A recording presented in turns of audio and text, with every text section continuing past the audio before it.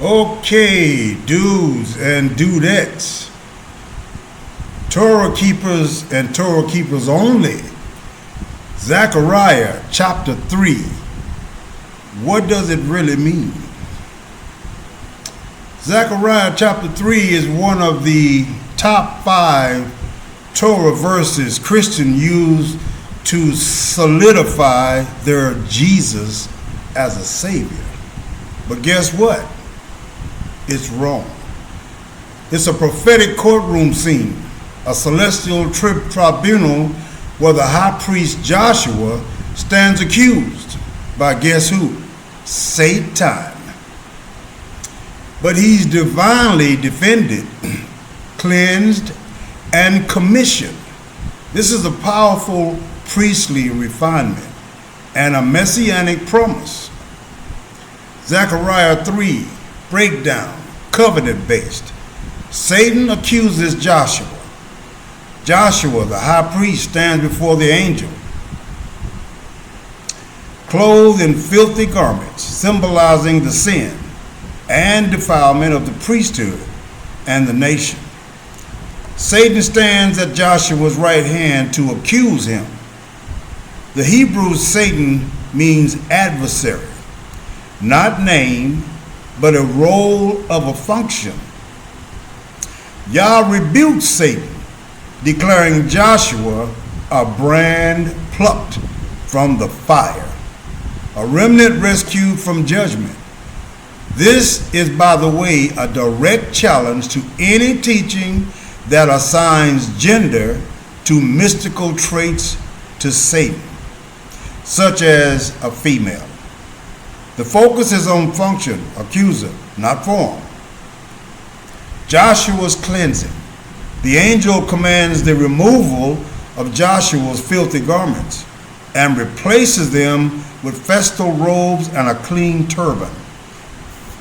These are symbols of righteousness and restored priestly authority. This is not just personal forgiveness. It's a national priesthood of renewal. The turban echoes Exodus chapter 28, verses 36 to 38, where the high priest wears holiness to Yah. This is covenant reinstatement. So let's look at Exodus 28, verses 36 to 38. Make a plate of pure gold and engrave on it as on a seal, holy to the Creator. Fasten a blue cord to it to attach it to the turban. It is to be on the front of the turban. It will be on Aaron's forehead, and he will bear the guilt involved in the sacred gifts the Israelites consecrate. Whatever their gifts may be, it will be on Aaron's forehead continually so that they will be acceptable to the Creator. Joshua is commissioned. Joshua is charged to walk in Yah's ways and guard his house. If faithful, he will govern Yah's courts and have access among heavenly beings. Now, for the sake of understanding, this is a priestly upgrade from polluted garments to divine access. It models the remnant's journey from defilement to dominion. So the messianic promise that the Christians misunderstand, Yah introduces my servant, the branch. Y'all remember this word branch. We're going to come back to it 2 or 3 times in the future. A prophetic figure pointing to the Messiah. This is what the Christians use, and they use it because they don't know. They have not done their due diligence. The only way they can prove their Messiah is in the forbidden book. They cannot prove it in the Torah. A stone with 7 eyes is revealed, symbolizing divine omniscience and covenant surveillance. Yah promises to remove the sin of the land in one day. This is a foreshadowing of Messianic atonement. Joshua's filthy garments is a visual metaphor for priesthood defilement.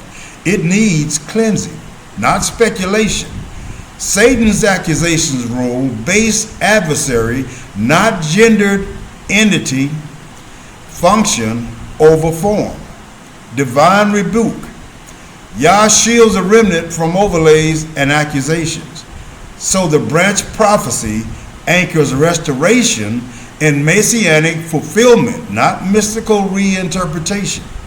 Seven-eyed stone, a symbol of divine watchfulness, perfect surveillance over covenant alignment.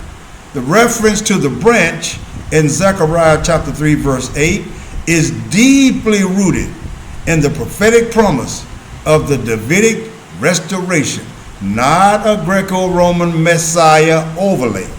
The branch equals David's return, not David's replacement.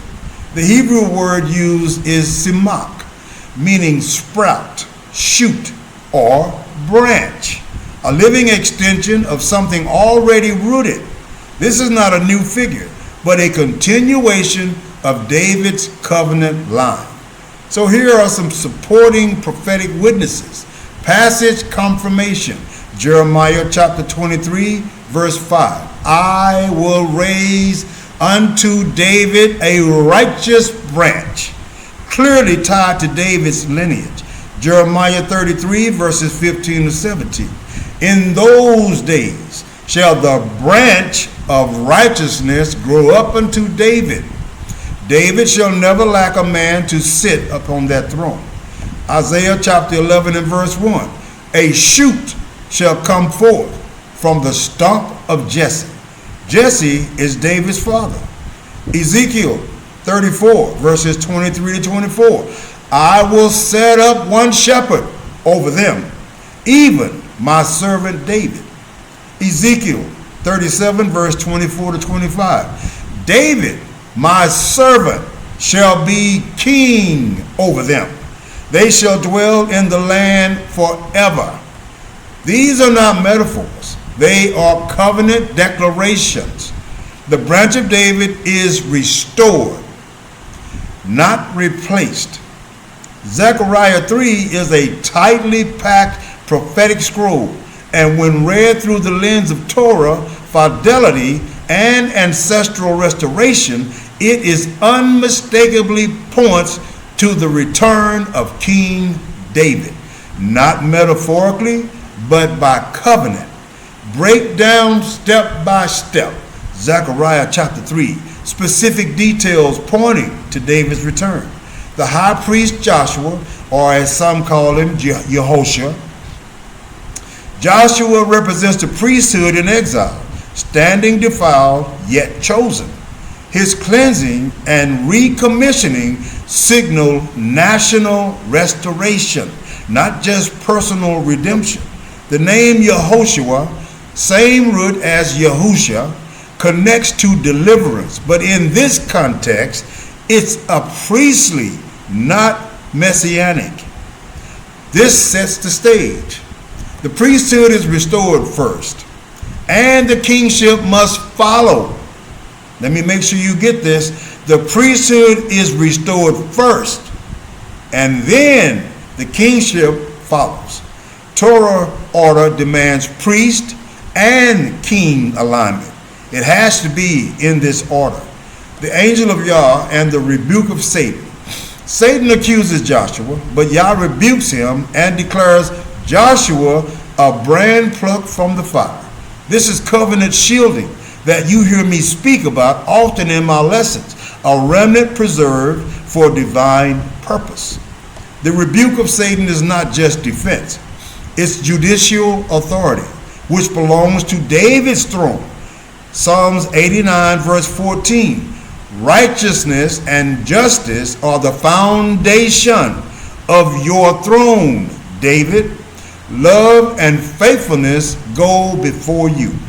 The garment exchange, Joshua's filthy garments are removed. He's clothed in clean robes and pure turban. This mirrors Exodus chapter 28, the priestly garments, but also echoes David's restoration after sin. Let's look at Psalms 51, verse 7 to 12. Cleanse me with hyssop, and I will be clean. Wash me, and I will be whiter than snow. Let me hear joy and gladness. Let the bones you have crushed rejoice. Hide your face from my sins, and blot out all my iniquity. Create in me a pure heart, O Creator, renew a steadfast spirit within me. Do not cast me from your presence, or take your Holy Spirit from me. Restore me to joy of your salvation, and grant me a willing spirit to sustain me.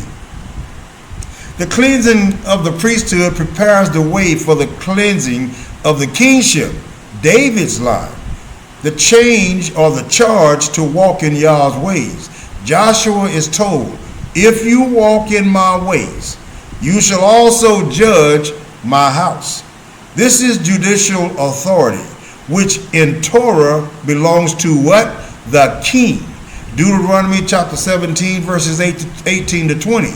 When he takes the throne of his kingdom, y'all pay close attention. When we're talking about Joshua here, takes the throne of his kingdom, he is to write for himself on a scroll a copy of this law, taken from that of the Levitical priest.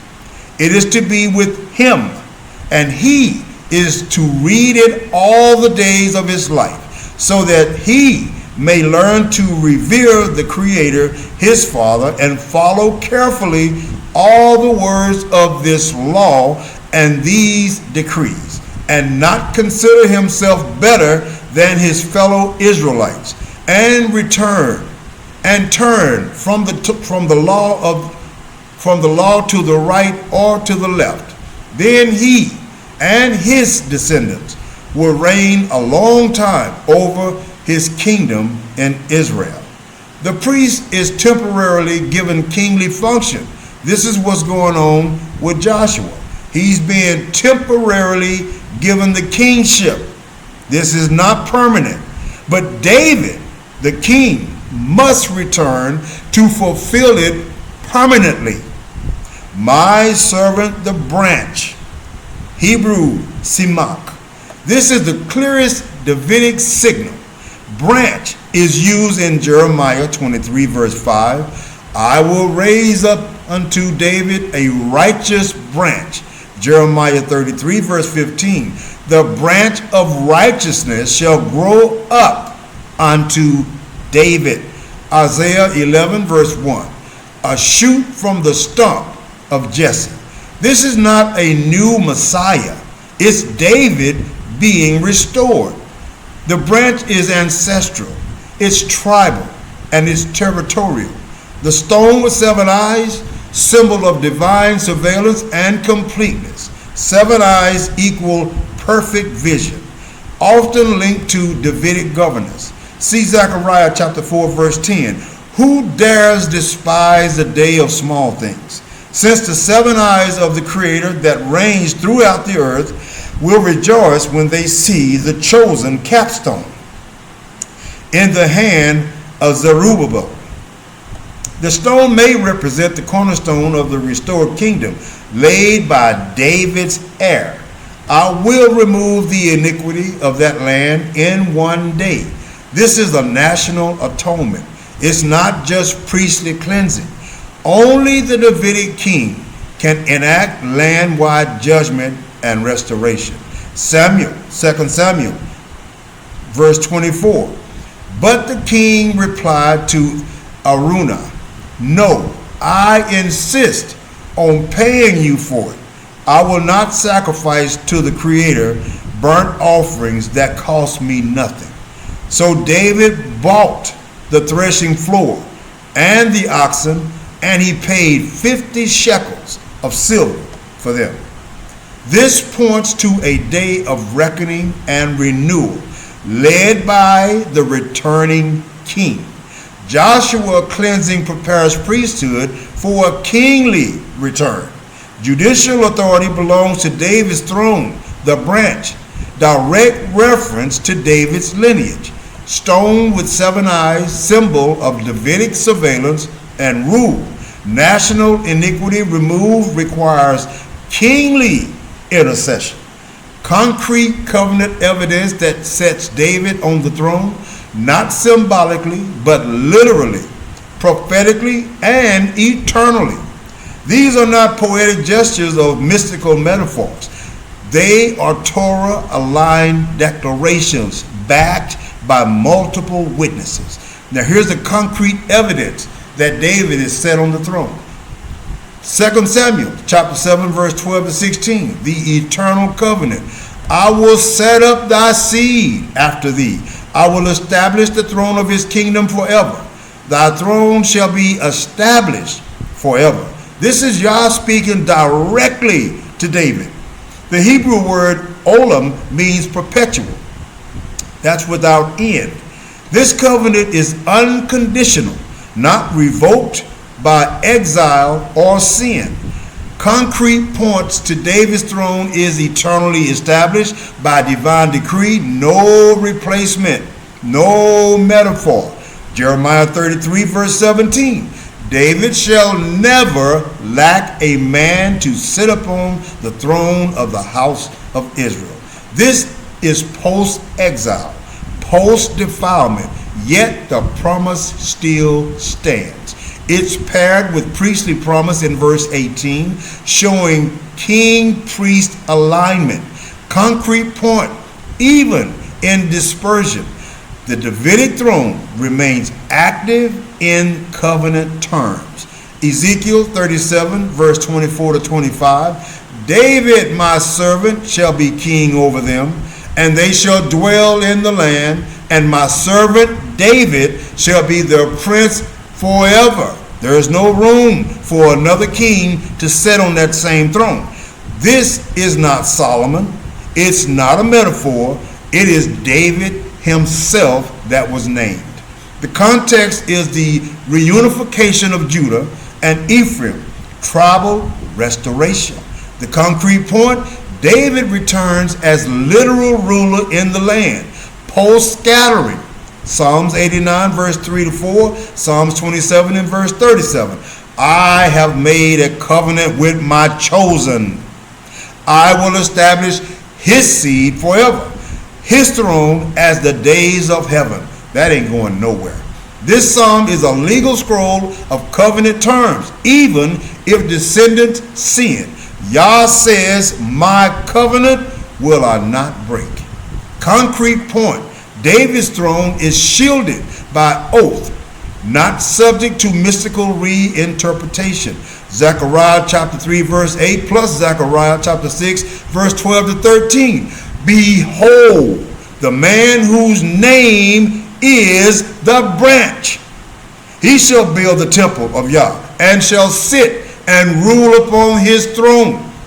The branch is a direct reference to Davidic lineage. Jeremiah chapter 23 verse 5. He rules and he builds, not just spiritually, but territorially and judicially. Concrete point, the branch is David restored, seated, ruling, and building. Witness Davidic throne status. 2 Samuel chapter 7, eternally established by Yah. In Jeremiah 33, never lacking a man to sit. Ezekiel 37, David returns as prince forever. Psalms 89, covenant oath, shields the throne. Zechariah chapter 3 and verse 6, Zechariah chapter 3 and chapter 6, the branch rules and builds. This is prophecy spoken, not prophecy imagined. David rules